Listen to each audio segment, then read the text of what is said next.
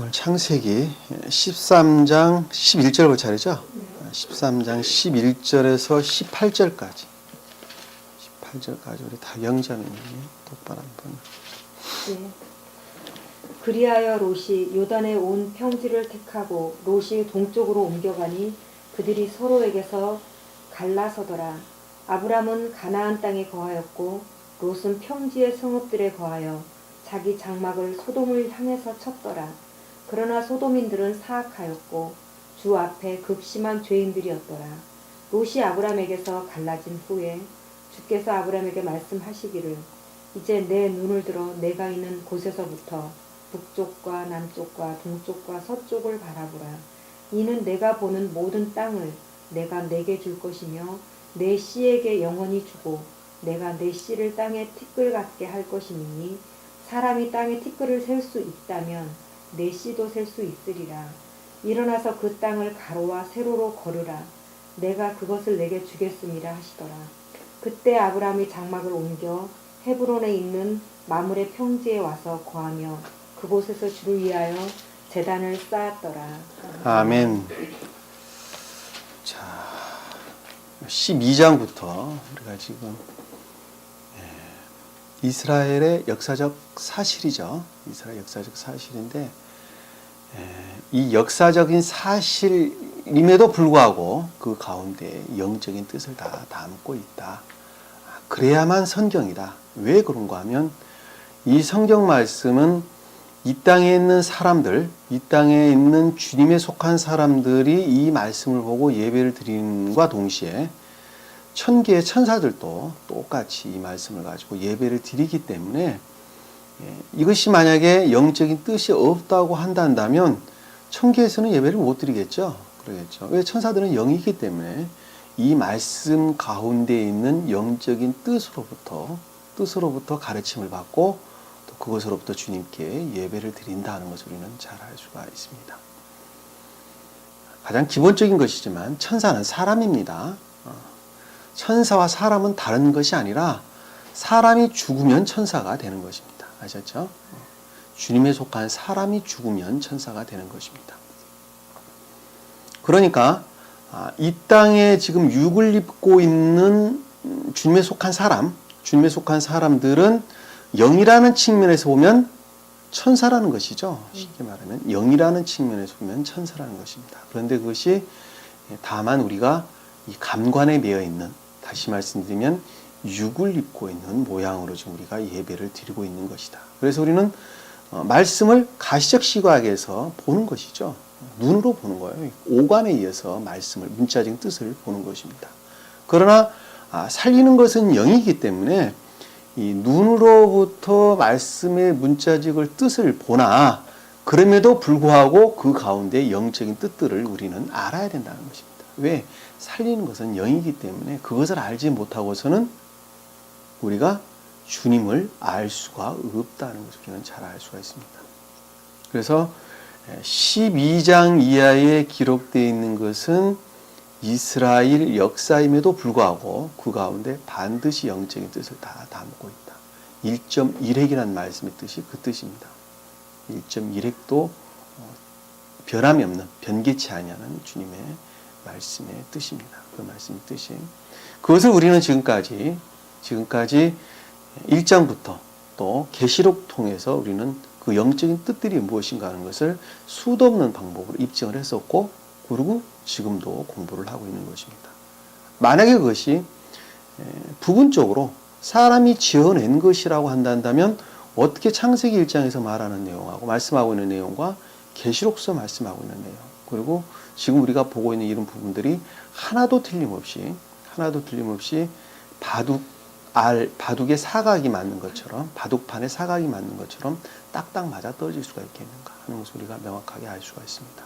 그리고 수많은 성경 구절로부터도 우리가 그것을 입증해 그동안에 보였고, 그리고 또한 히브리어와 헬라어, 원어를 보고도 우리가 수도 없는 방법으로 입증을 했다는 것을 우리는 잘 알 수가 있습니다. 그래서 이와 같은 것들은 우리가 그동안에 배웠던 세상적인 지식으로부터 풀 수 있는 내용이 아니라 주님으로 말미암는 총명으로부터, 성경에서는 총명적 진리 그럽니다. 주님으로 말하면 총명으로부터 그 말씀을 이해하고 또 깨닫고 또 그것을 가르쳤다 하는 것을 우리는 잘 알 수가 있는 것입니다. 우리가 지금 12장에서 볼 수 있는, 에서 지금 쭉 볼 수 있는 내용들은 굉장한 중요한 의미를 담고 있는 것입니다. 왜 굉장히 중요하냐 하면, 한 사람이 거듭 나아져가는 과정을 우리에게 보여주고 있는 것입니다. 거듭 나아져가는 과정인데, 그와 같은 것들을 아주 심리적인 면에서 굉장히 깊은 뜻을 담고 있다는 것을 잘 알 수 있어요. 창세기 1장에서 나오는 것은 대략적인 설명입니다. 자, 제처는 믿음을 가져야 된다. 그리고 그것을 마음으로부터 시인을 해야 된다. 시인된 것이 생각으로부터 시인되고 고백된 것이 마음으로부터 씨를 뿌려야 된다. 그리고 그것을 사랑이 싹트야 된다. 그리고 싹튼 그 사랑과 생각의 진리들이 서로 다스려야 된다. 그렇게 해서 의지 측면에서 선이 증대하고 그 다음에 이해의 측면에서 진리가 번성을 해야 된다. 그래서 그것들이 감관에 속한 모든 것들을 다스려야 된다. 그것이 곧 6일째여 곧 안식일이다 라는 말로 간단하게 설명할 수가 있어요. 그것이 창세기 지금 1장에서 말하는 첫째 날부터 일곱째 날까지 내용이 전부 다 합니다. 그 말을 지금 구체적으로 창세기에서 설명하고 있는 내용들이에요. 그러면 여기서는 어떻게 해서 말씀이라는 것이 우리 안에 일을 하는가, 좀 더 상세하게 어떻게 말씀이 우리 안에서 일을 하는가 하는 것을 아주 구체적으로 풀어놓은 내용들이에요. 그것이 성경 말씀에 전부 다예요, 사실은. 그것이 구약에 기록되어 있는 전부 다예요, 사실은. 창세기 1장 1절부터 첫째 날부터 시작해서 일곱째 날까지 형성되자는 과정이 사람이 어떤 여정의 과정, 영적인 여정의 과정을 통해서 만들어가는가 하는 것을 아주 상세하게, 아주 디테일하게, 소위 말하면 기록해 놓은 것들, 그런 것들을 갖다가 지금 12장에서 우리에게 보여주고 있는 것입니다. 그것을 주님이 2000년 전에 오셨던 예수 그리스도께서 마리아의 몸을 입고 나오셨어요. 모기적 인성을 가지고 나오셨다, 이렇게 이야기를 하는데, 그 인성을 입으신 예수 그리스도께서 어떻게 신이 되셨는가, 하나님이 되셨는가, 다시 말씀드리면 인성이 신성함과 결합을 하셨는가, 다른 말로 영화되셨는가 하는 내용을 보여주는 것하고 똑같은 말씀의 뜻입니다. 제가 다 설명드렸던 내용들이에요. 네. 그것을 천적인 사람의 측면에서, 영적인 사람의 측면에서, 자연적인 사람의 측면에서, 또는 주님 자신을 가리킬 때는 선의 측면에서, 진리의 측면에서, 자연적 선의 측면에서 어떻게 주님께서 영화되셨는가 하는 것을 보여주는 것입니다. 지금 아브라함이라고 하는 사람은 선의 측면에서, 또는 천적인 사람의 측면에서, 천적인 천사의 측면에서 같은 말씀으로 설명해 볼 수가 있습니다. 그 사람이 어떻게 하면 사람이란다면 주님으로 말미암아, 천적인 사람이란다면 주님으로 말미암아 유전학에 속한 겉사람으로부터 물려받은 겉사람의 속성들을 벗어버리고 어떻게 하면 온전한 천적인 천계를 이루느냐 하는 과정을 지금 아브라함을 통해서 우리에게 보여주고 있다. 그것을 주님의 입장에서는 갈대아 우르다, 이렇게 이야기를 했는데, 그것이 곧 겉사람의 속성, 소위 말하면 마리아로부터 물려받은 유전학의 속성들이 그대로 남아있는, 우상숭배적인 속성들이 그대로 남아있는, 자아와 세간의 속성들이 그대로 남아있는 같은 말씀의 뜻들이에요. 그것을 가리켜서 갈대아 우르 지방이다, 이렇게 설명을 하고 있는 것입니다. 고기에서, 그건 감관적인 것들이죠. 겉사람에 속한 감관적인 것들입니다. 이 겉사람이란 말과 속사람 말이 계속 등장해서 나오는데, 그 부분을 좀 더 설명을 좀 해드리도록, 그동안에 수도 없이 말씀드렸습니다만 설명을 드리도록 하겠습니다. 자, 주님의 입장에서는 나면서부터 속사람과 겉사람이 같이 나오셨죠. 네. 그렇죠. 자, 속사람은 주님 자신을 가리키는 말씀의 뜻입니다. 네. 다시 말씀드리면 존재 되셨분, 태초에 지은 바 됨이 없는 존재 되신 분. 여기서는 주님, 주 하나님 할 때 주님을 가리키는 말씀의 뜻입니다. 자, 주님이 속사람 안에 계셨죠. 네. 속사람 안에 계셨습니다. 그런데 이 겉사람이라고 하는 측면은 모계적 인성에서 물려받은 네. 그러한 것들로 가득 채워진 상태로 태어나셨어요. 그러니까는 속사람과 겉사람으로 같이 태어나셨어요. 그것을 우리는 지금 이 앞장에서 보면 12장에서 보면 5절에 보면 가나안 땅으로 가려고 떠나서 가나안 땅으로 들어왔더라라는 말씀을 뜻이에요. 속사람이 완전히 완성된 상태를 가리키는 말씀입니다. 나면서부터 속사람이 완전히 완성된 상태를 가리켜서 5장에 가나안 땅으로 떠나서 가나안 땅으로 들어왔더라라는 말씀을 뜻이에요. 그래서 주님은 속사람과 겉사람이 분별이 됐죠. 그런데 속사람으로부터 겉사람을 다스리는 자가 천적인 사람이죠. 그러니까 속사람으로부터 다시 주님 자신으로부터 모계적 인성에 속한 속성들을 다스리는 것이죠. 온전히 다스리는 것. 온전히 다스리는 자가 천적인 사람이죠. 천적인 사람이에요.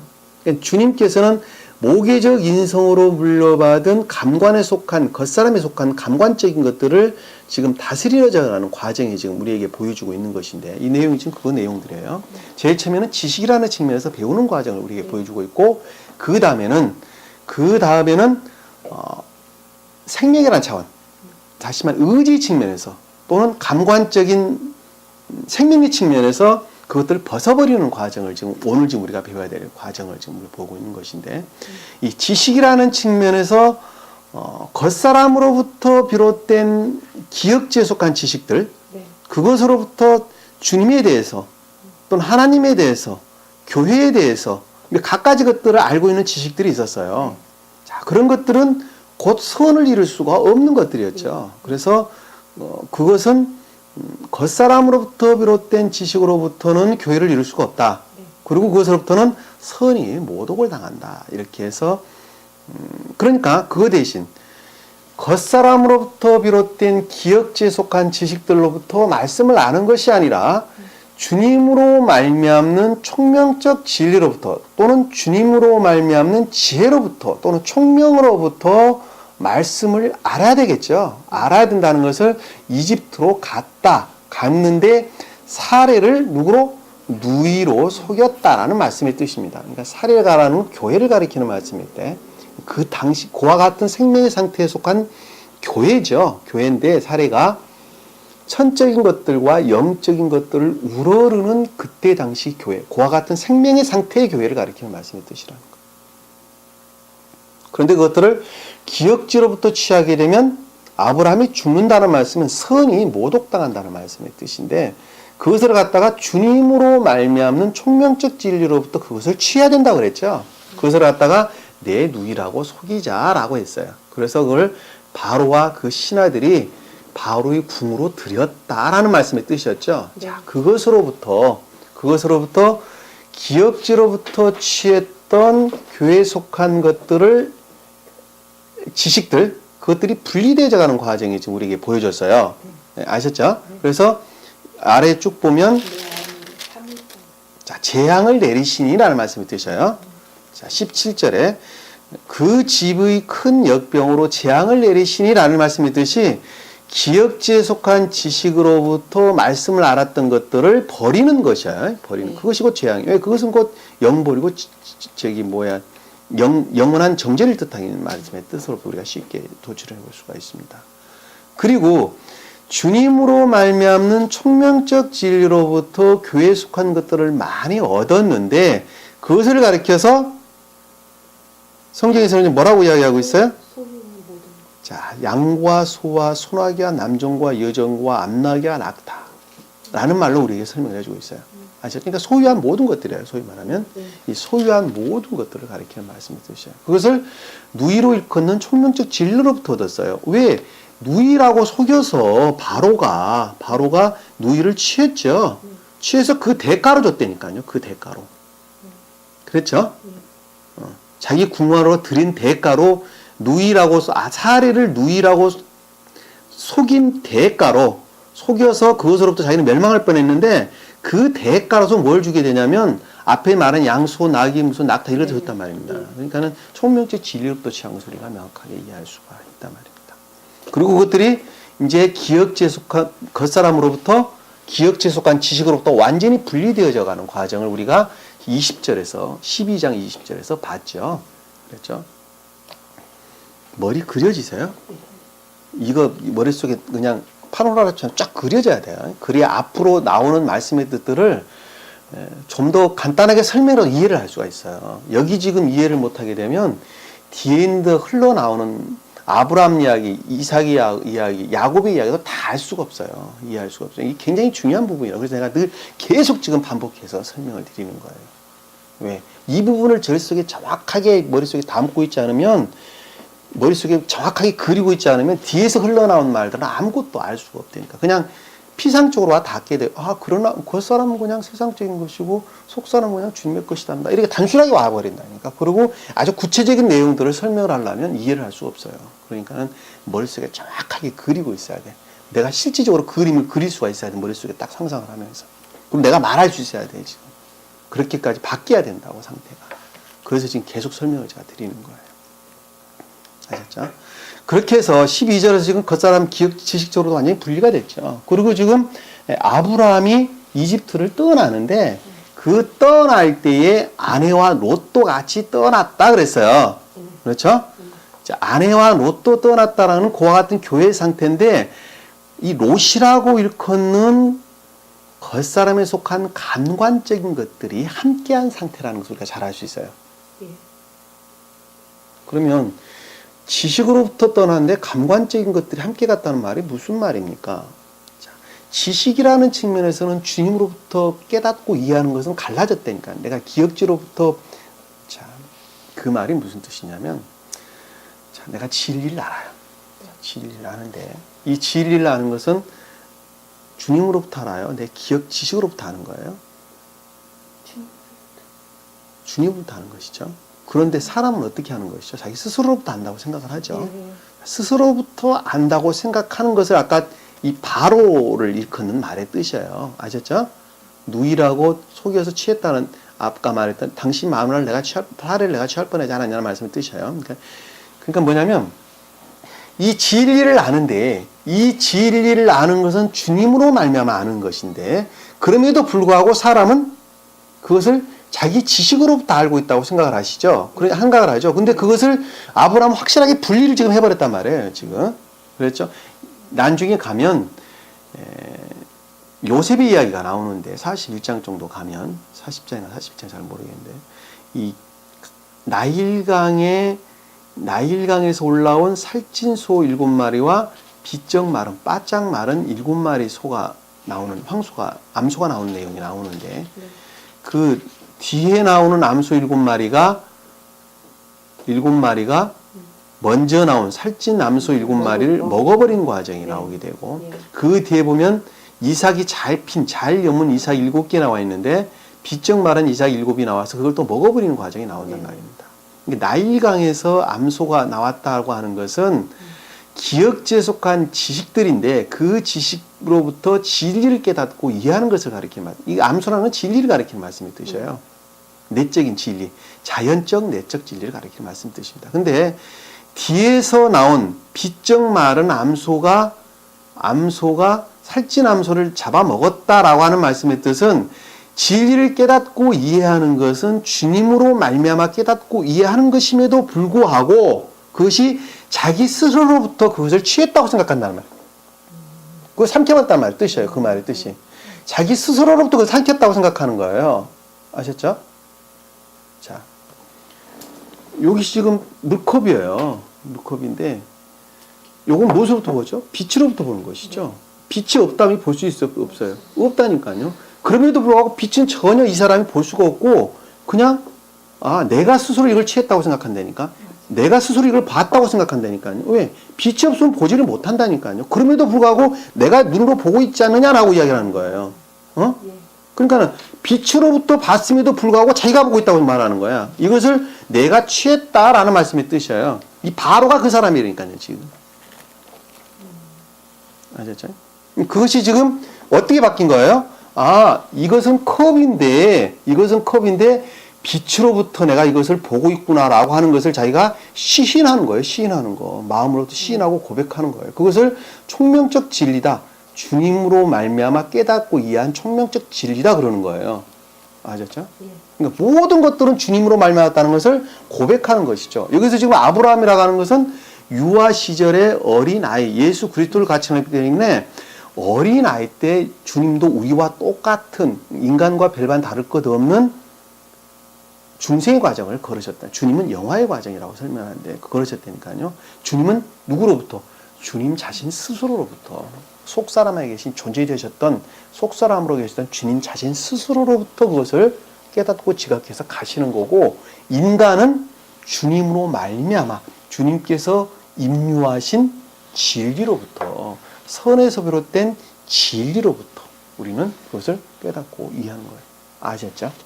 우리는 주님으로 말미암아 주님은 주님 자신 스스로로 그분이 곧 생명 자체이시기 때문에 그렇습니다. 아셨죠? 네. 자, 그 과정을 우리에게 설명을 좀 주고 있는 거예요. 그래서 소떼와 양떼가 많았죠. 그런데 롯도 또한 같이 많았다고 그랬었어요. 그런데 그 당시에 가나안인과 브루스인이 같이 있었다라고 이야기했었어요. 그러니까 주님은 총명적 진리 또는 천적인 지각으로부터 속사람으로 말하는 천적인 지각으로부터 교회에 속한 것들 천적이고 영적인 것들에 대한 선에 관한 진리에 관한 것들을 풍부하게 가지고 계셨었어요. 왜? 배워서 이제 총명적으로 알았었으니까. 우리가 배우지 않으면 교회에 속한 것도 아무것도 알 수 없어요. 주님도 배우셨다니까 그래서 이집트 가서 배우신 거예요. 그리고 복음서에도 보면 헤롯을 피해서 이집트로 가는 것을 보죠. 요셉과 마리아가 아기 예수를 데리고 간 과정이 나오는데 그것도 지금 여기 상황하고 똑같은 거예요. 이집트로 간 내용하고 똑같은 내용을 담고 있는 거예요. 하나도 안 달라요. 배우러 간 거예요. 그러고 난 다음에 시험을 겪는 거 우리가 쉽게 볼 수 있어요. 왜? 아니까 시험을 겪는 거예요. 모르면 시험을 겪을 수 있어요? 없다니까요. 그러니까 아니까 시험을 겪는 거예요. 갔다 와서 광야의 시험이 시작되는 걸 우리가 쉽게 볼 수 있어요. 그러니까 여기서 지금 아브라함과 롯도 양떼와 소떼인데 롯도 양떼와 소떼가 있었다는 말은 감관적인 것들 안에 선도 있었고 진리도 있었다는 말씀의 뜻이에요. 아셨죠? 네. 그런데 거기에는 뭐하고 지금 같이 결합되어 있는 상태냐면 가나안인과 브리스인이 함께 있는 상태란 말입니다. 감관적인 것들 안에. 자, 그 말씀의 뜻이 가나안이라고 일컫는 악과 브리스인이라고 일컫는 악에서 비롯된 거짓된 것들이 어떻게 하고 있어요? 같이 결합이 되어 있는 상태. 뒤섞여져 있는 상태. 공중이라고 하는 말은 좀 이상합니다. 그런 말씀 안 되고 뒤섞여져 있는 상태를 지금 일러주는 말씀의 뜻입니다. 그러니까 그것들이 서로 살 수가 없죠. 서로 싸운단 말인데 주님께 속한 것들과 겉사람에 속한 악과 거짓들이 서로 다투고 싸운단 말입니다. 그러니까 그건 반드시 분리가 되어야 된다라는 말씀의 뜻을 아브라함이 네가 노다. 너는 나하고 고류가 아니냐. 형제 아니냐. 그러니 너하고 나하고 싸우면 되겠느냐. 네가 동으로 가면 나는 서로 갈 것이고 네가 서로 가면 나는 동으로 갈 것이다. 이렇게 이야기를 합니다. 여기서 롯이 동으로 간다는 것은 자기 스스로로부터 어원을 보면 그렇습니다. 그리고 아브라함이 서로 간다는 것은 주님으로 말미암아 서로 가겠다. 이렇게 내용 어원을 보면 그러는 거예요. 그리고 왜 감관적인 속성들은 자기 스스로로부터 생각하고 결정한다고 생각을 하기 때문에 그와 같은 현상이 나타나는 것입니다. 그리고 네가 동으로 가겠냐 나는 그럼 서로 가겠다라는 말씀도 똑같아요. 롯으로부터 일컬어져 있는 동과 서는 그 스스로로부터 카령으로 기록되는 것을 우리가 볼 수가 있고 그 다음에 아브라함으로부터 비롯된 말씀의 뜻은 주님으로 말미암아 비롯됐다고 하는 내용을 담고 있습니다. 어원을 보면 그렇게 해서 우리가 알 수 있어요. 그래서 롯이 요단 들녘을 보고 물이 넉넉한 것을 보고 그쪽으로 옮겨가지요. 그 내용이 지금 이제 오늘 우리가 배워야 될 내용입니다. 그래서 10절에 보면은 요단 들녘이 물이 넉넉했다라는 말씀의 뜻은 아직은 겉사람에 속한 속성들, 주님은 그 본질에 있어서 겉사람에 속한 모든 속성들이 어떻게 되어 있었어요? 물이 넉넉한, 다시 말씀드리면 선과 진리로 충만한 상태를 일컫는 말씀의 뜻이라는 거예요. 근데 지금 거기서 그것이 뭐로 바뀌는 거예요, 지금? 롯으로 일컫는 감관적인 것들로부터 타락돼 가는 과정을 롯이 지금 빼앗겨지는 것, 북방 왕으로부터 빼앗겨지는 과정을 보여주게 되는데, 그것이 14장부터 기록되는 말씀의 뜻이죠. 오늘 지금 이 정도로 해서 머릿속에 정리를 하시고 우리가 한번 보도록 하겠습니다. 아셨죠? 정리되셨죠? 자, 11절 보니까 그리하여, 아이고 서술이 너무 길었네. 이제 그리하여 왔네. 위에 10절에 소돔과 고모라를 멸망시키기 전이었더라라는 말씀의 뜻은 물이 넉넉한, 아직 소돔과 정욕과 탐욕으로부터 멸망되기 전을 가리키는 말씀의 뜻이에요. 이 소돔은 정욕, 곧 악의 측면에서, 고모라는 거짓의 측면에서 세간회를 가리키는 말씀의 뜻이라는 것. 그래서 주의 동상 같았다라는 것은 속사람부터 비롯된 지혜의 총명으로 또는 지혜의 지식으로 충만한 상태를 일컫는 말씀의 뜻이라는 것.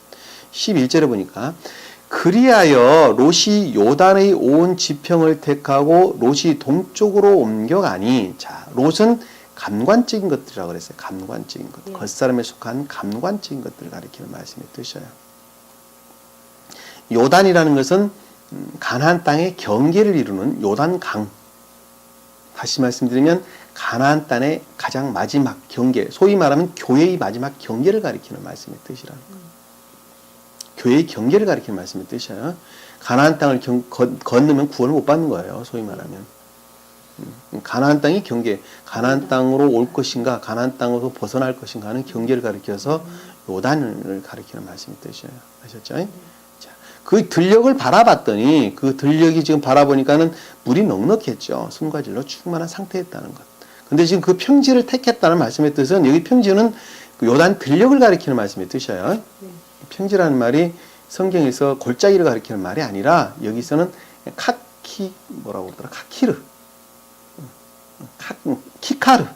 카키르가 아니라 키카르라고 하는 들녘, 주변 지역, 병방, 범위, 이런 말로 우리가 설명해 볼 수 있습니다. 그러니까 여기서 지금 요단 들녘을 가리키는, 온 들녘을 가리키는 말씀의 뜻이라는 거예요. 택하고 라는 말씀은 그리 지금 가는 거예요.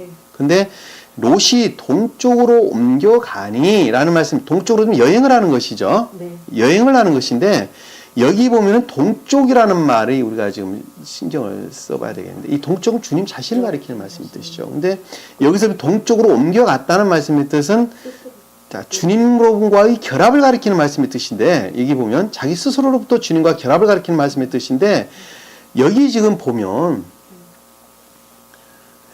이 동쪽으로 옮겨가니가 아니라 동쪽으로부터 떠나니라는 5원을 보면 동쪽으로부터 떠나니예요. 떠나니. 근데 성경의 모든 성경을 보면 동쪽으로 옮겨가니라고 되어 있어요. 근데 이건 어원으로 보면 동쪽으로부터 떠나니라는 뜻이에요. 이 베델이라는 데서 요단 들녘이 동쪽인 것은 확실히 맞습니다. 지도상으로 보면 베델로부터, 이 베델이 좀 여기가 지금 아브라함이 있는 곳이 베델에서 지금 장막을 쳤어요. 그리고 지금 놓고 헤어지는데, 이 베델로부터 요단 들녘이 동쪽인 것은 분명히 맞아요. 그런데 그가 어디를 향해서 가게 되냐면 소돔과 고모라 성을 향해서 가는 것을 우리가 볼 수가 있어요. 아래에 보면 그게 보이는데, 12절에 보면 롯의 평지의 성읍에 거하여 자기의 장막을 소돔을 향하여 쳤더라, 이렇게 설명하고 있어요. 베델에서 보면 소돔과 고모라라고 하는, 소돔이라고 하는 땅은, 소돔이라고 하는 땅 남쪽에 있습니다. 남쪽에 있어요. 베델에서 봤을 때 남쪽에 있어요. 근데 동쪽이 아니에요, 거기는. 지금 서울을 우리가 베델이라고 본다면, 이 소돔은 어느 땅에 있냐면 부산 쪽에 있는 거예요, 부산 쪽에. 아셨죠? 네. 그럼 요단강은 어디 있느냐? 강릉 쪽을 가리키는 말씀의 뜻이에요. 서울에서 보면 강릉 쪽, 서쪽 쪽, 이쪽이 요단강 쪽이고, 그리고 서울이 베델이라고 본다 한다면, 그리고 요단강은 그쪽을 요단은 그쪽 들녘을 가리키는 말씀의 뜻이고, 그리고 사해바다는 소위 말하면 그 훨씬 아래, 이거 어딜까요? 강릉에서 훨씬 아래. 영덕 이런. 그렇죠. 포항, 영덕. 네, 포항 영덕 이런. 영덕 좀 더 위쪽으로부터 영덕 좀 더 위쪽으로부터 삼척. 포항, 울산, 삼척 이쪽 삼척 정도 되겠네요. 네. 삼척 정도로부터 거의 부산에 이르는 데까지가 사해바다예요. 사해바다. 아셨죠? 그 사해바다 아래 소돔이 있어요. 사해바다. 지도상으로 보면 그래요. 그러니까 지금 이게 동쪽으로 옮겨간 것이 아니라 동쪽으로부터 떠나 어디로 갔어요? 소돔으로 간 게 확실히 맞아요. 12절에 보면 그렇게 나와요. 보면 장막을 소돔을 향해서 쳤더라 이렇게 설명을 하고 있어요. 예? 네. 근데 지금 모든 성경에는 동쪽과 결합된 것으로 지금 설명하고 동쪽으로 옮겨갔다라는 말로 설명하고 있는 거예요. 근데 스베덴보리 사도도 동쪽을 떠났다는 말로 설명을 하고 있어요. 동쪽으로부터 분리된 것을 설명하고 있어요. 그리고 어원을 보면 뽑다라는 뜻이야. 뽑다라는 뜻. 동쪽, 여기서 보면 옮겨간이라는 것은 나사라는 뜻을 담고 있는 것인데 헬라 히브리어 언어를 보면 뽑아내다라는 뜻이 뽑아내다. 뽑아내다. 뽑혀지다 이런 뜻이에요. 그러니까 주님으로 말미암아 분리되는 것을 가리키는 말. 동으로부터 분리되는 것을 가리키는 것이 분명히 맞습니다. 그리고 이 본문에 보면 동사, 단순, 능동태, 카령, 미완료, 완성, 남성, 3인칭 단수로 쓰여 있어요. 이건 이제 원어 공부하는 사람들에게 참고로 제가 설명을 드리는 것입니다. 단순, 능동태, 카령이라는 것은 자아에서 비롯된 자아에서 비롯된 악으로부터 행하는 것을 가리키는 말씀이죠. 근데 카령이라는 건 능동형이에요. 능동형 카령이에요. 그러니까 이건 분명히 본문을 약어표, 그러니까는 문법상 봐도 맞는 말씀 뜻이고, 그리고 이것은 동으로부터 결합이 아니라 분리되는 것을 가리킨다는 거예요. 그 아래를 보면 또 정확하게 알 수가 있어요. 서로에게서 갈라섰다라는 말도 똑같은 분리를 뜻하는 말씀의 뜻입니다. 그러니까 여기서 지금 보면 동으로 쪽으로 옮겨가니가 아니라 동쪽으로부터 분리되니 떠나니, 그러니까 주님으로부터 멀리 떨어진 것을 가리키는, 주님으로부터 분리되는 것을 가리키는 말씀의 뜻이라는 것. 무엇이? 요롯이. 예? 롯이 뭐예요? 그러니까 표준적으로. 감관. 표의적으로. 그렇죠. 감관적인 속성들을 가리킵니다. 이 감관적인 속성들은 주님을 우러는 것하고 완전히 반대되는 것들을 일컫는 말씀의 뜻이에요. 그러면 감관적이라는 말이 무슨 뜻이냐면 오관, 우리 그동안에 많이 공부를 했죠. 이 오관에 의해서 느끼는 것으로부터 큰 기쁨을 얻는 것들이죠. 곧 생명을 얻는 것들을 가리키는 말씀의 뜻입니다. 먹는 기쁨이 있지, 먹는. 그렇죠. 보는 아름다움. 먹는 기쁨이 있는데 그것으로부터 생명을 얻는 것. 아주 맛을 보는 것으로부터 내가 생명을 얻는 것입니다.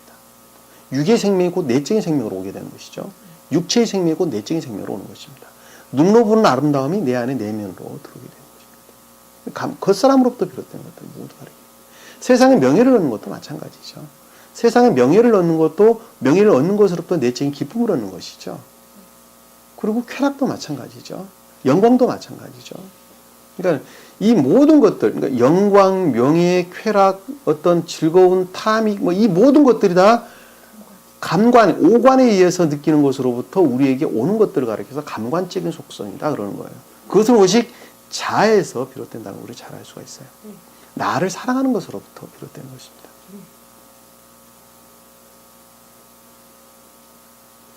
어떤 사람이 명예를 얻었는데 무인도 가서 혼자 살아라 그러면 명예 아무 소용 없겠죠? 자기가 세상에 자기가 혼자 살고 있다 한다면, 무인도에서 자기가 혼자 살고 있다 한다면 그 명예가 무슨 유익이 있겠어요? 그 명예는 결국은 뭐예요, 그럼? 아무것도 아니죠. 남한테 보이게 한 명예예요, 사실. 남한테 보이게 한 명예예요. 영광도 마찬가지죠. 남한테 보이게 한 영광이에요. 그런데 주님으로부터 오는 것은 내면적인 기쁨이죠. 주님은 내면적으로 우리에게 임명하신 것입니다. 내면적으로는 이 감관에서 오는 기쁨이 아니라 내면에서 오는 기쁨이에요. 근데 이 감관에서 오는 기쁨과 내면에서 오는 기쁨은 서로 상충되게 되죠. 상충되게 됩니다. 왜? 주님은 다른 것을 가리키는 것이 아니라 목숨을 다해서 하나님을 사랑하고 내 몸과 같이 이웃을 사랑하라고 가리키기 때문에 그렇습니다. 그것이 곧 내면적인 기쁨이에요. 그것을 행하는 것으로부터 우리는 오는 기쁨을 갖다 내면적인 기쁨이다 이렇게 얘기하는 것이죠. 근데 그 반대로 나를 사랑하게 되는 것은, 그리고 나를 사랑하는 것부터 세상을 사랑하는 것은, 또 오관으로부터 내 안에 오는 것들은, 이런 것들은 반대로 하나님을 사랑하고 내 몸과 같이 내 이웃을 사랑한다는 것에 서로 대응되는, 반대되는, 대항되는 이런 뜻들을 담고 있다는 걸 명확히 알 수 있어요. 이 감관적인 것들에서 주님 입장에 보면 그 지옥의 속성들을 가리킨다는 걸 잘 알 수 있어요. 그래서 성경에서 지옥이다라고 말하는 것은 전부 다 감관적인 속성들을 가리켜서 지옥적인 속성이다. 그것은 곧 악으로부터 비롯됐다. 이렇게 이야기를 하는 것입니다. 그것이 대전제예요, 대전제. 성경에서 귀신이다, 악마다, 사탄이다라고 말하는 것들은 전부 다 그것들을 일컫는 말씀의 뜻이라는 거예요. 세상에 떠돌아가는 것은 귀신을 가리키는 말씀이 아니라는 거예요. 귀신은 더러운 것들, 다이몬, 더러운 것들을 가리키는 말씀의 뜻이죠. 그리고 악마는 사단, 마귀라는 것은 배웠죠? 계속적으로 어떻게 해요?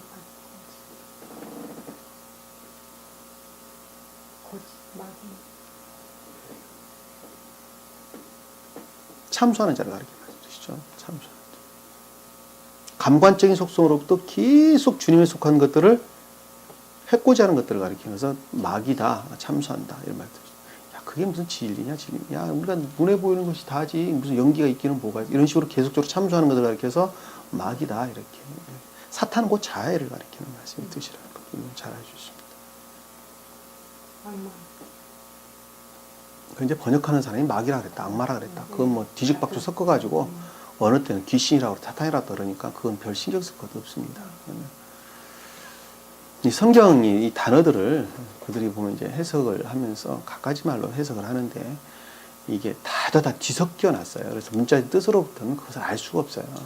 원어를 보면 우리가 알 수가 있습니다. 왜? 원어에서는 정확하게 분리를 해서 사용을 하기 때문에 그렇습니다. 그러니까 귀신을 써야 될 단위에 분명하게 다이몬이라는 귀신을 정확하게 쓰고 있습니다. 근데 거기에 사탄이라는 말을 안 쓴다니까요. 근데 이제 문자에서는 죄다 다 뒤섞어 버렸어요. 그게 그거로 다 뒤섞여 버렸어요. 밑에 보면 또 그런 말이 나오는데. 옮겨가니 그들이 서로에게서 갈라섰더라 라는 말씀 뜻은 이제 완전히 분리를 뜻한다는 것을 잘 알죠. 분리된 것이 이제 완전히 이제 감관적인 속성들이 분리가 된 거예요. 앞에서는 지식이라는 측면에서 기억지에 속한 지식으로부터 취했던 것들을 버리는 과정이 나왔었죠. 그리고 총명적 진리로부터 말씀을 깨닫고 이해하는 과정을 우리가 12절에서 봤어요. 여기서 지금 감관적인 측면에서 분리되는 과정을 우리에게 지금 보여주고 있는 것을 잘 알 수가 있습니다. 감관적인 것들은 곧 자기가 느끼는 생명 자체를 가리키는 말씀의 뜻이에요. 감관적인 생명들이 지금 분리되는 것을 가리키는 말씀의 뜻입니다.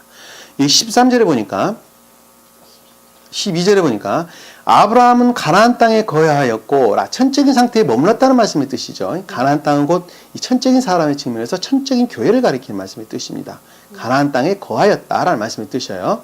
천적이고 영적인 것들을 가리키는 말씀의 뜻이라는 것. 롯은 평지 성읍에 거하여, 평지라는 것은 그와 같은 들녘을 가리키는 말씀의 뜻이죠. 다시 말씀드리면 그와 같은 겉사람의 속성들을 가리키는 말씀의 뜻이에요. 들녘에 거하여 성읍에 거하여. 평지의 성읍이라는 말은 그와 같은 교리 상태. 성읍이라면 깨닫다, 알다라는 말의 뜻인데 그 교리를 가리키는 말씀의 뜻입니다.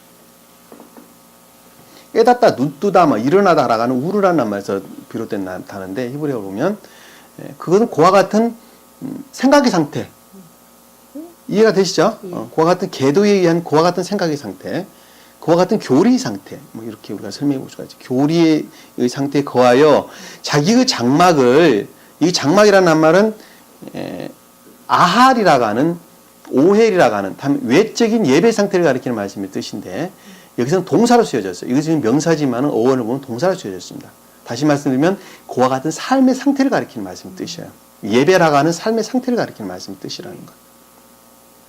이 장막이라는 말의 뜻이 외적인 삶의 상태를 가리키는 말씀의 뜻이라는 것. 예배의 상태, 내적인 것을 가리켜서는 제단이라는 말로 우리에게 설명해 주고 있습니다. 소돔을 향해서 쳤더라라는 말씀의 뜻은 정욕과 악을 가리키는 말씀입니다.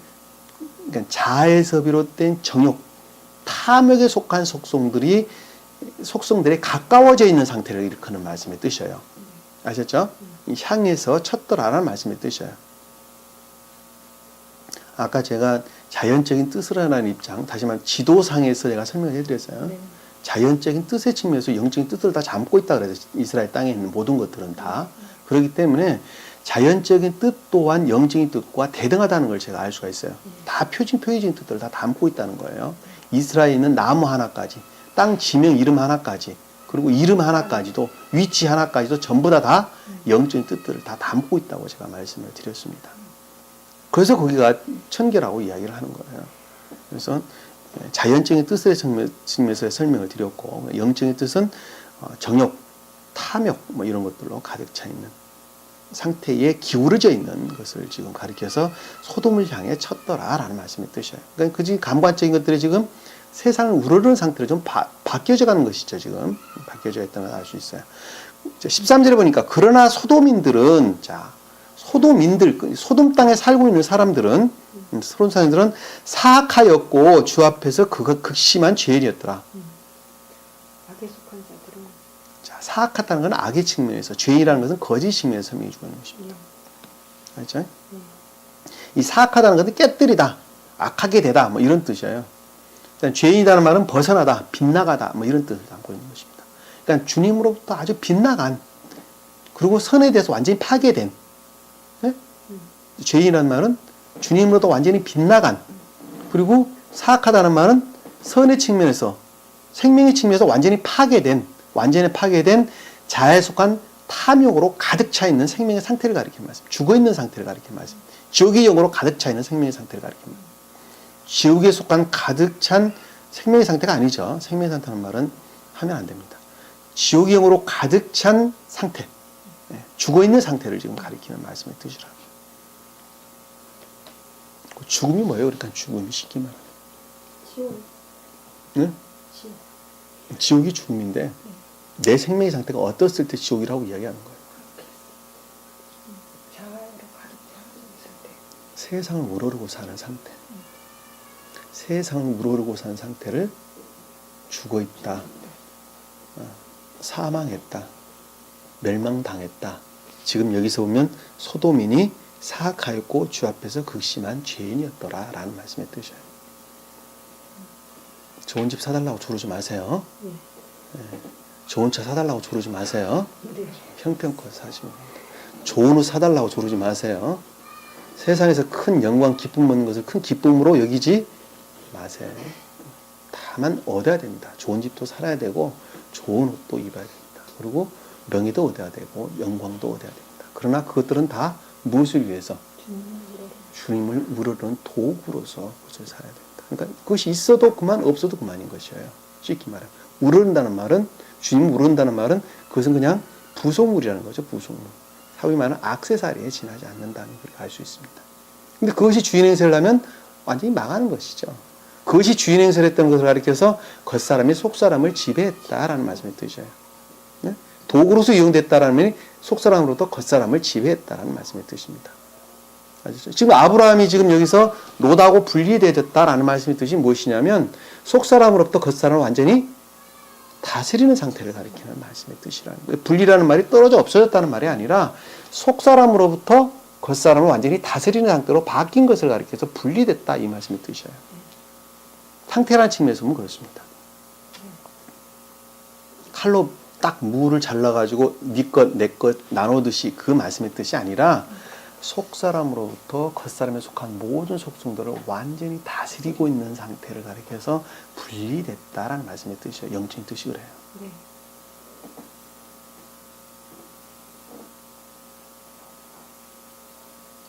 자, 14절에 보니까 롯이 아브라함에게서 갈라진 후에, 자, 그러니까 속사람으로부터 겉사람을 완전히 소할 땅에 이르기까지 완전히 다스린 상태에 다스리고 난 후에, 또는 갈라졌다는 말씀의 뜻이 분리됐다는 말씀의 뜻이 그 뜻이라 그랬죠. 자, 후에 주께서 아브라함에게 말씀하시기를, 자, 아브라함은 지금 여기서는 지금 이제 상당히 자란 상태죠. 유아기 시절에서 어느 시대까지 자랐을까? 생각을 해보면 지금으로 그렇죠. 소년기, 소위 말하면 소년기 정도 되겠죠. 지금으로 보면 초등학교 뭐 한 4, 5학년 이쯤으로 그렇게 제가 설명을 드리면 안 돼. 여러분 이해를 돕기 위해서 지금 설명을 드리는 것입니다. 한 그쯤 되지 않을까? 그쯤 되지 않을까? 그러니까 소년기 시절을 지금 일컫는 말씀의 뜻이 아닙니까? 그때 주님은 어떻게 하셨죠? 유대 제사장들과 가르쳤다. 서기관과 바리새인들하고 서로 토론하고 그랬었죠. 예. 예. 아마 그때쯤 되지 않았을까라는 생각을 여러분들이 해보시면 이 상태라는 측면에서 보면 지금 그때의 생명의 상태를 지금 일러주지 않을까 하는 그런 생각을 해봅니다. 자, 그런데 지금 주께서 아브라함에게 말씀하셨다는 것은 주님 자신으로부터죠. 속사람이신 존재 되신 그리고 본질 되시는 주님 자신으로부터 지금 생각을 하신 거예요. 그때 당시 그러니까 소년기에 주님께서 겉사람에 속한 모든 것들인 속사람으로부터 다스림 상태에 이르렀을 때에 지금 주님으로부터 자기 자신 주님 스스로로부터 지금 지각을 해보는 것이죠. 지각을 해보는 것입니다. 이제 내 눈을 들어 눈이라는 것은 이해 곧 아인 깨닫고 지각을 뜻하는 말씀이 되죠. 주님 입장에서 보면 지각하는 것을 가리킵니다. 눈을 들었다라는 말씀의 뜻은 완전히 조여된 상태를 가리킵니다. 속사람으로부터 완전히 깨닫는 지각된 상태를 가리키는 말씀의 뜻입니다. 들어라는 말씀은 우리가 그동안에 살펴봤어요. 들어라는 말씀의 뜻이 어떤 뜻인지.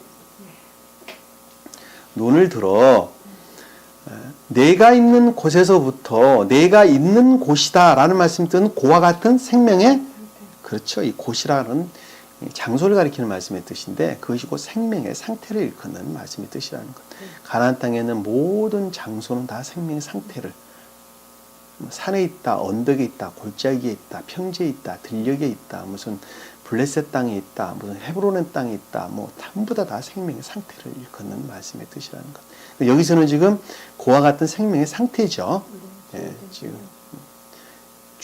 주님이 속사람으로부터 주님 자신이신 속사람으로부터 지각의 밝히 조요된 지각의 상태로부터라는 뜻이에요. 지각의 상태로부터 북쪽과 남쪽과 동쪽과 서쪽을 보라. 자, 라는 것은 가나안 땅의 경계를 가리키는 극과 극의 경계를 가리키는 말씀의 뜻이죠. 모든 가나안 땅을 일컫는 말씀의 뜻이죠.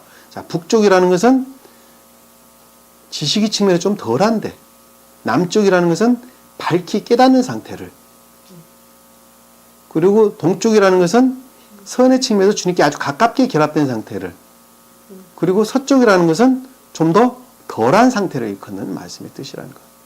다시 말씀드리면 가나안 땅의 모든 가나안 땅을 일컫는 말씀의 뜻이라는 것. 가나안 땅은 교회를 가리키는 말씀의 뜻입니다.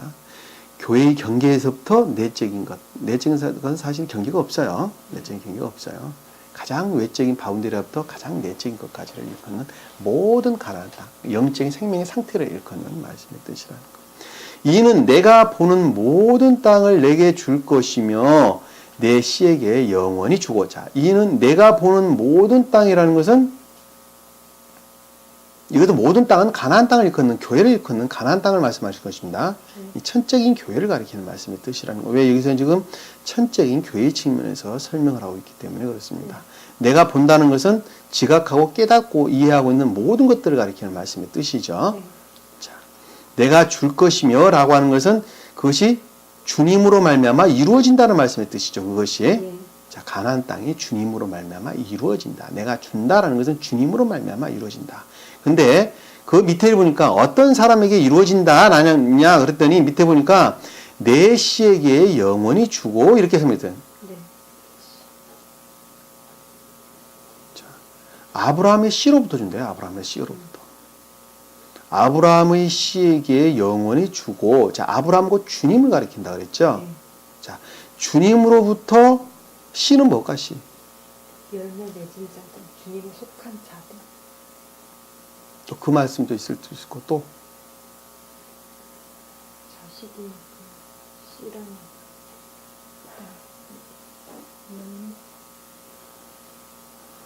우리 영은장님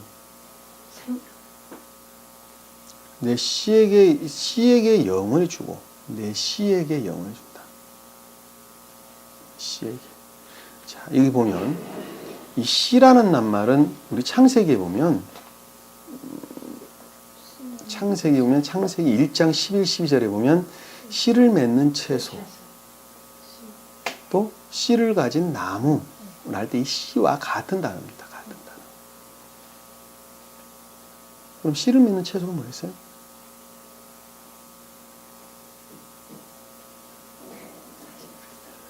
진리에 대한 지식 또는 믿음에 속한 진리를 가리키는 말씀이 되시죠. 그러니까 곧 믿음을 가리킨다는 걸 잘 알 수 있어요. 네? 믿음이 가는 거.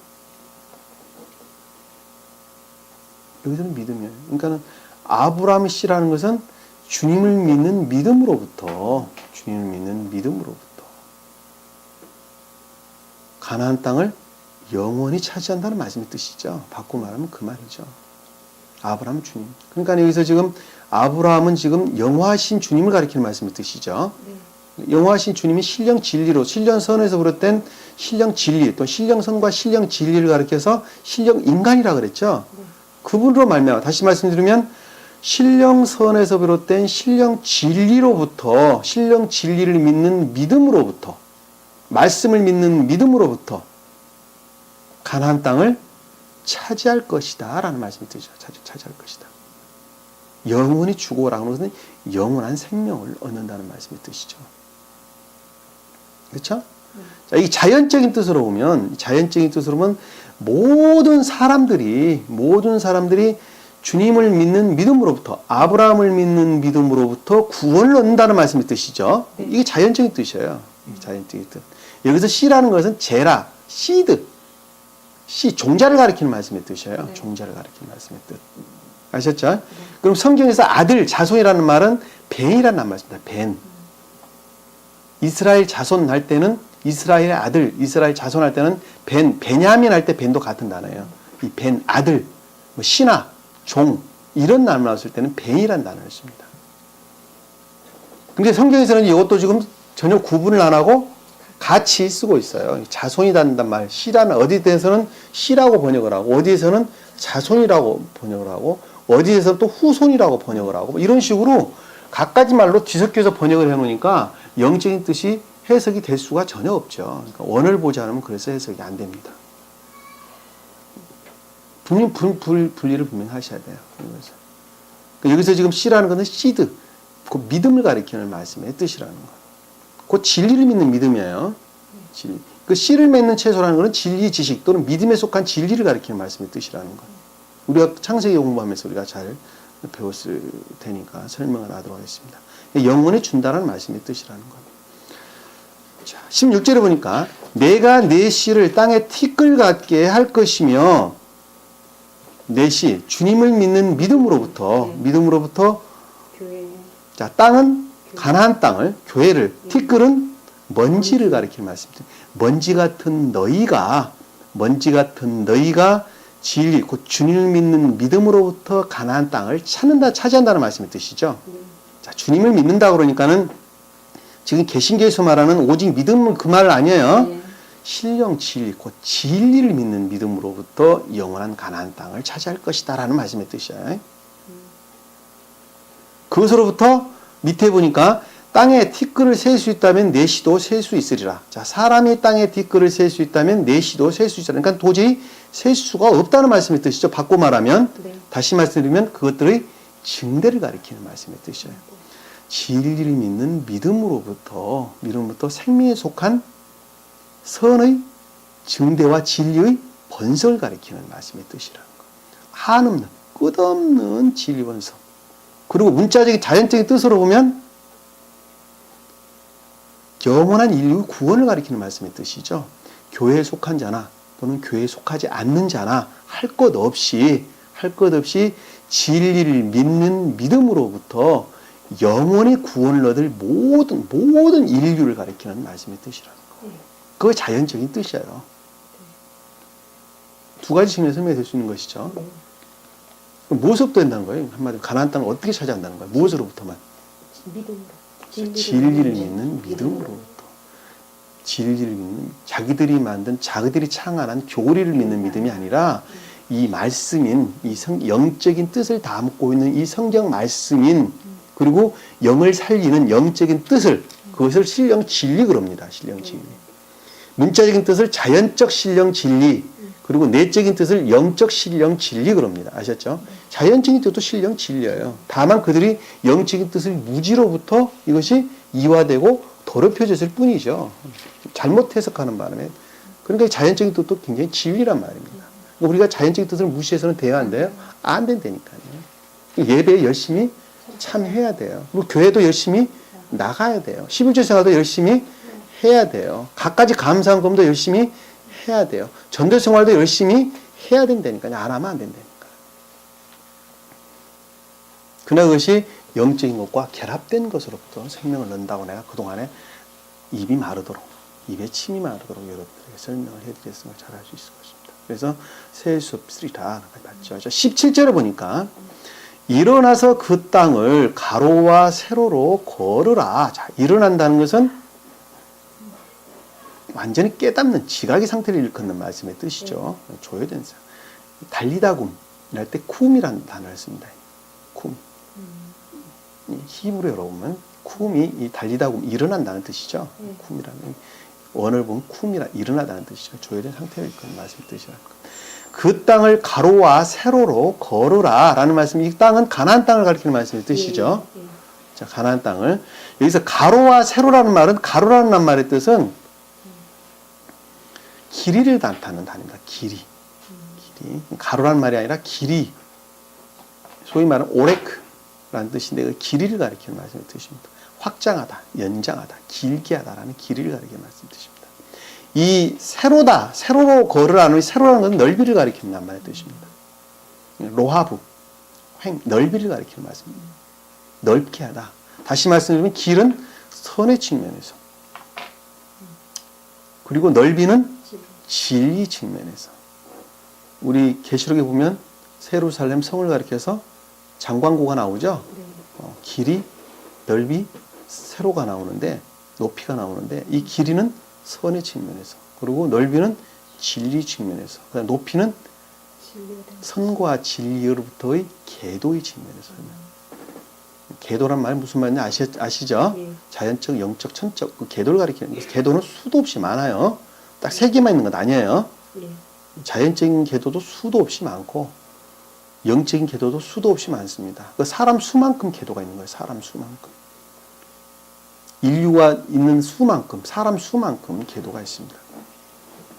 그 계도를 일컫는 말씀의 뜻이라는 거예요. 여기서 그러니까 그 땅을 길이로, 넓이로, 선에 대해서 진리에 대한 조사, 탐구, 뭐 이런 교회에 속한 것들에 대한 걸으라는 말씀의 뜻은 그런 것들을 조사하고 탐구하는 것을 가리키는 지각 가운데에서 그것들을 깨닫고 이해하는 또는 조사, 탐구 또는 실사 뭐 이런 말로 우리가 설명해 볼 수가 있겠습니다. 내가 그것들을 내게 주었습니다. 라는 것은 그와 같은 가나안 땅에 속한 모든 것들이 다 무엇으로부터? 주님으로부터. 아브라함으로 일컫는 주님으로부터. 여기서는 지금 아브라함에게 줬다고 하는 이 아브라함은 영화신 주님을 가리키는 말씀의 뜻이에요.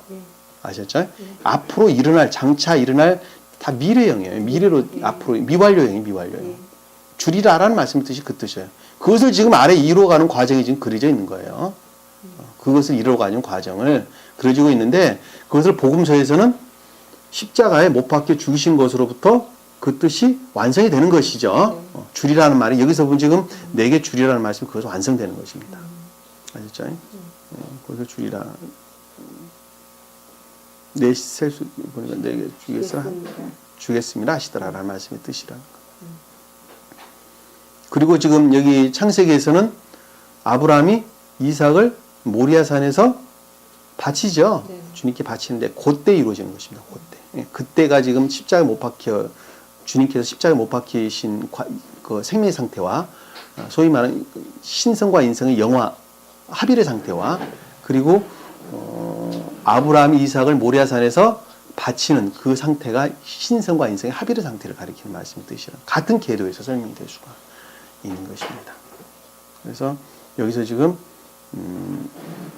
주겠습니다 하시더라 라는 말씀의 뜻을 우리가 살펴봤습니다. 18절에 보니까 그때 아브라함이 장막을 옮겨 이 장막이라는 말씀이 또 아할이라는 말 쓰는데 곧 외적인 삶에 속한 예배 상태를 가리키는 말씀의 뜻이에요. 예배라는 것은 외적인 예배인데 곧 삶에 속한 것을 가리키는 말씀의 뜻이라는 것. 외적인 삶에 속한 옮겨 헤브론에 있는 마므레 평지에 와서 거하며, 자, 헤브론이라는 말은 어원을 보면 연합, 교제, 공동, 단체 뭐 이런 것을 묶다, 매다, 결합하다는 말에서 유래된 말의 뜻입니다. 곧 결합된 상태를 가리키는 말씀의 뜻이 누구와? 주님과. 그렇죠. 주님 자신이신 속사람과 주님 자신을 가리키는 속사람과 겉사람에 속한 것들이 지금 완전히 결합된 상태를 가리키는 말씀의 뜻입니다. 마무레라는 말씀의 뜻은 악과 거짓들을 파괴된 상태를 가리켜서 다시 말씀은 소멸된 상태를 가리켜서 마무레라는 뜻입니다. 이 평지라는 것은 상수리나무를 가리키는 말씀의 뜻이에요. 이 평지라는 말 번역을 해도 너무 잘못해놨는데 이 평지는 상수리나무를 가리키는 말씀의 뜻입니다. 그러니까는 악과 거짓들이 완전히 제거된 천적인 지각의 상태로부터 온전히 주님과 결합되어 있는 상태를 가리켜서 지금 마무리 평지에 와서 거하며 라는 뜻이에요. 거한다는 건 그와 같은 생명의 상태를 일컫는 말씀의 뜻이죠. 이해가 되시죠? 이 말씀의 뜻이. 여기 지금 단을 나는 왜 평지라는 말로 번역을 했는지 이 킹제임스 성경 상수리나무로 번역한 것이 정확하게 맞습니다. 이 앞에 보니 모래평지란 말 나왔었죠. 모래의 상수리나무라 그랬었죠. 그거는 모래는 작은 산이라고 제가 일컬어드렸어요. 그러니까 선의 측면에서 천적인 지각의 상태를 가리켜서 지금 모래평지, 여기서는 마무레평지란 말로 설명했는데, 마무레는 악과 거짓들이 제거된, 깨뜨리다. 마무리라는 말이 깨뜨리다 라는 뜻이에요. 파괴하다, 깨뜨리다라는 말을 담고 있는 것입니다. 반항하다, 배반하다, 채찍질하다, 때리다. 깨뜨리다가 아니라 때리다. 채찍질하다, 반항하다, 배반하다 라는 말을 담고 있습니다. 악한 것들을 제거된 상태를 일컫는다는 걸 우리가 잘 알 수 있어요. 아셨죠?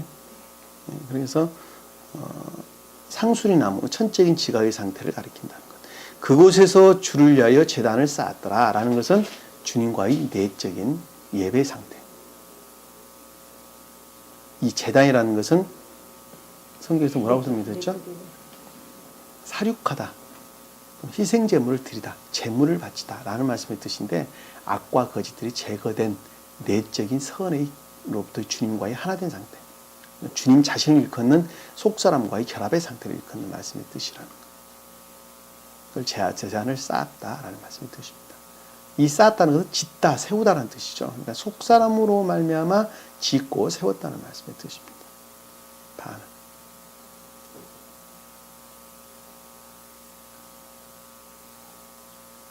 이 바나라는 말이 아들이라고 하는, 벤이라고 하는 어원과 같은 단어를 씁니다.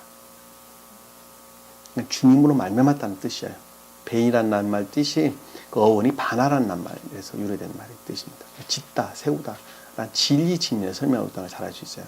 여기서 지금 쌓았다는 말씀도 속사람으로 말미암아 겉사람에 속한 모든 것들이 주님과 하나된 상태, 천적인 지각으로부터, 지각의 상태로부터 하나된 상태를 일컫는다는 걸 우리가 잘 알 수 있어요. 아셨죠? 예. 제가 지금 그동안에 수도 없이 계속 반복해서 지금 설명을 하고 있습니다. 저는 주님께서는 이거 주님의